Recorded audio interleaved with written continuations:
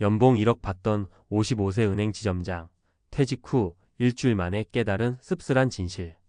안녕하세요. 오늘은 누구나 한 번쯤 그려보는 은퇴 후의 삶에 관한 이야기를 해볼까 합니다. 꽤 많은 분들이 평생 직장 생활 열심히 해서 돈 모았으니 이제 은퇴하면 편안하게 살겠지라고 기대하시죠. 하지만 막상 퇴직해보면 예상을 훨씬 뛰어넘는 공허함과 경제적 부담, 그리고 인간관계의 변화까지 겪으면서 내가 그동안 뭘 놓쳤지? 라는 생각을 하게 됩니다. 저도 주변에 잘 나가던 은행 지점장님 이야기를 들었는데요. 연봉 1억을 꾸준히 받았고 직원들에게 존경받던 분이었습니다.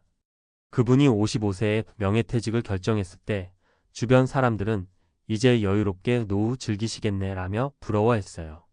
그런데 퇴직 후 딱 일주일 만에 그분이 털어놓은 얘기는 의외로 굉장히 씁쓸했죠. 아니, 출근할 때는 피곤하다 어쩐다 했는데 막상 출근 안 하니까 하루가 너무 길고 무료해. 내 존재가 뭔가 허무해지는 느낌이야. 연봉만 보면 남 부러울 것 없어 보이는 사람이었지만 퇴직 후엔 일상에 대한 목표와 소속감이 단번에 사라지면서 멘붕이 오더라는 겁니다. 그래서 오늘은 이런 상황을 미리 대비하고 여러분이 좀 더 건강하고 의미 있는 은퇴 생활을 하실 수 있도록 함께 얘기해 보려고 해요. 1. 공감과 현실. 왜 은퇴가 막막해질까? 퇴직 전에는 매일 출근하면서 일정한 루틴이 있습니다.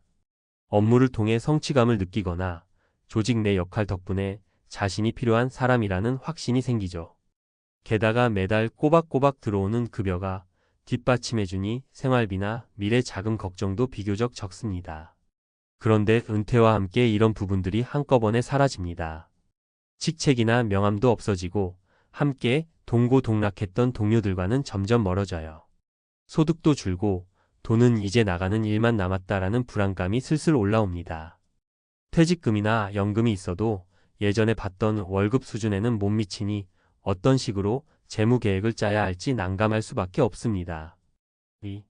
사례 1. 58세 건설사 현장 소장의 흔들림. 첫 번째로 소개해드릴 분은 58세 건설사 현장 소장님이셨어요. 직장에서 30년 넘게 근무했고 마지막에는 꽤 높은 연봉을 받으며 베테랑으로 인정받았습니다. 퇴직 전 마음가짐.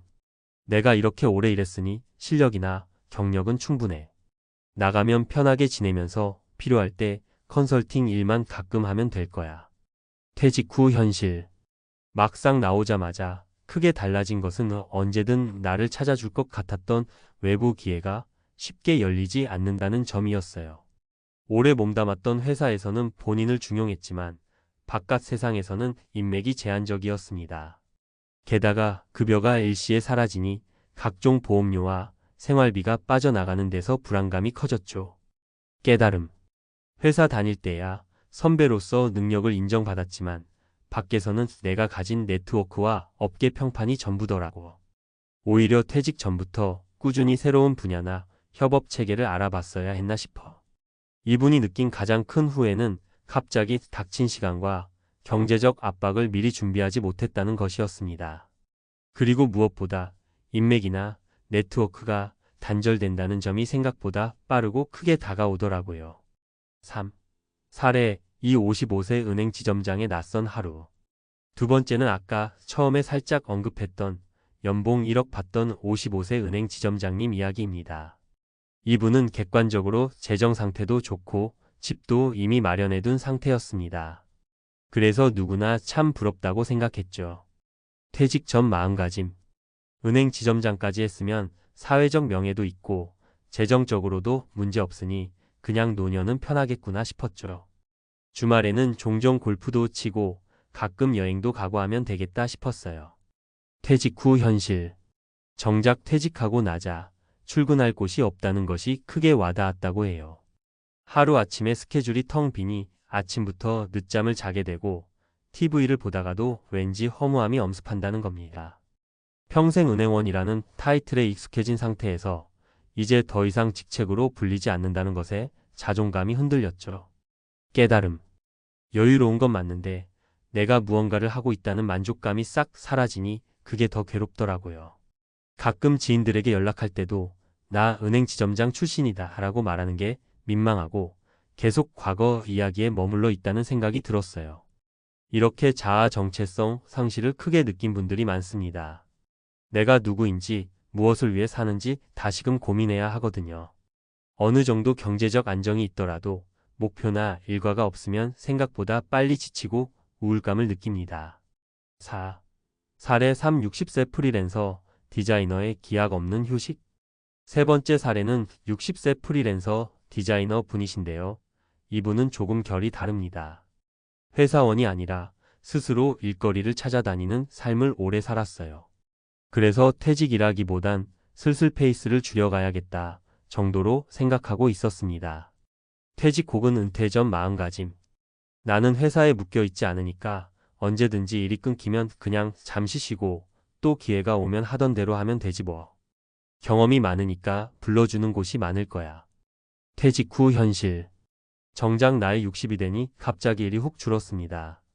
업계가 바뀌고 트렌드가 빠르게 변하면서 경험 많은 원로 디자이너는 이제 선택받기 쉽지 않았어요.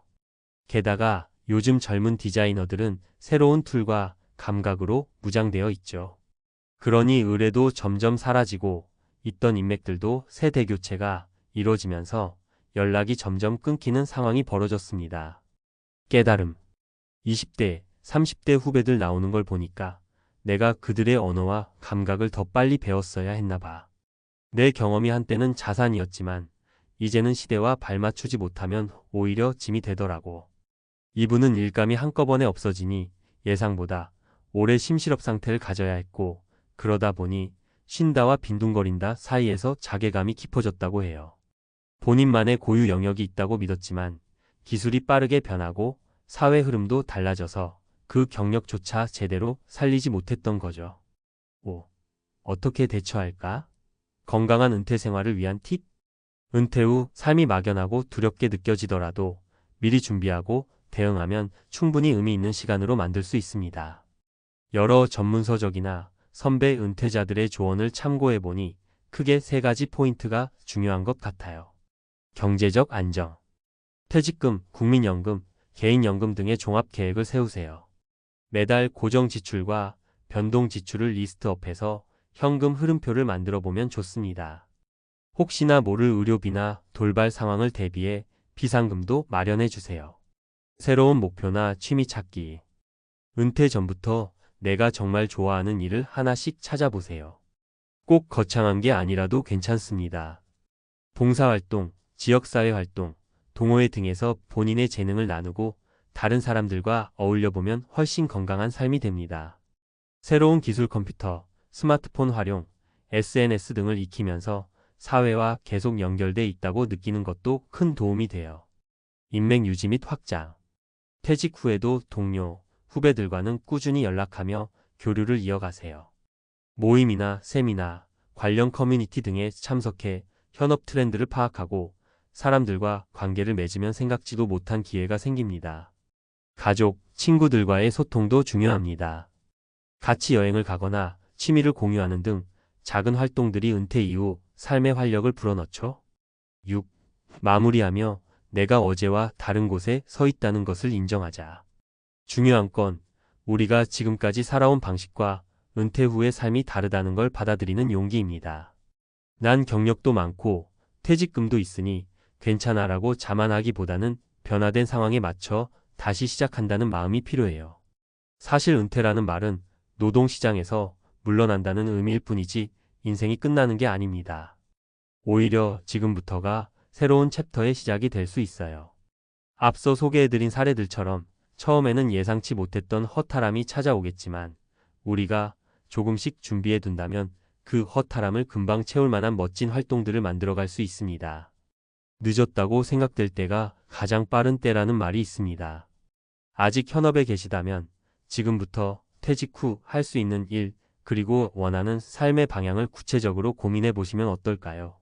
혹은 이미 은퇴 후 불안과 공허감에 시달리고 계시다면 작은 모임이나 취미 활동부터 시작해 보세요. 온라인 강의라도 들어서 새로운 기술을 배우거나 지역 도서관 프로그램에 참여해 보시는 것도 좋습니다. 비록 연봉 1억을 받던 은행 지점장님도 퇴직 후 일주일 만에 공허함을 느꼈지만 결국 우리는 누구나 그 시기를 거쳐 갑니다. 다만 얼마나 준비됐느냐에 따라 그 후의 삶이 달라지겠죠. 오늘 이 글을 계기로 여러분이 조금 더 나다운 은퇴, 좀 더 건강한 노후를 설계해 보길 바랍니다. 힘들 때는 언제든 주변 사람들과 대화하고 필요하다면 전문가의 도움도 받으세요. 은퇴는 끝이 아니라 새로운 도전의 시작이라는 말을 기억하면서 우리 모두 매일매일의 삶을 더 가치 있게 만들어 봅시다.